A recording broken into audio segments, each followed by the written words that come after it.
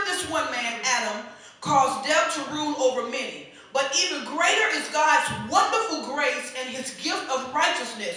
For all who receive it will live in triumph over sin.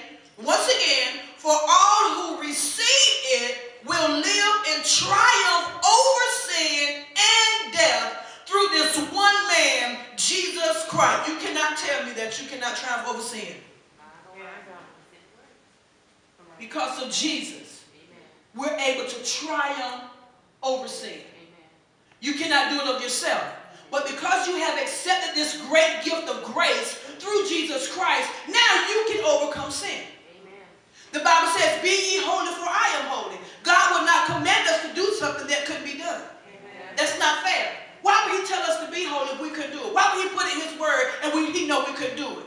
He wouldn't set you up like that. What happens because of Jesus Christ, now he has given you power over sin. What does salvation pass? I'm free from the penalty of sin. That means the wages of sin is death.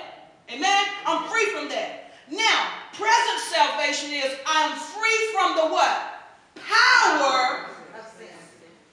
Means sin have no more power over me. But he has given me, through Jesus Christ, power over sin.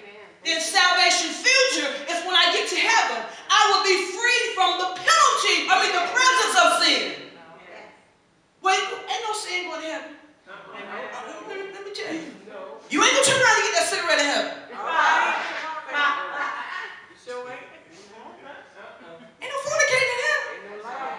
You think you can be the presence of God fornicating? No. I'll be back. I'm going over to Teresa's house. No. But what makes us think that God don't see us now? Pastor don't see you. The mothers don't see you. The deacons don't see you.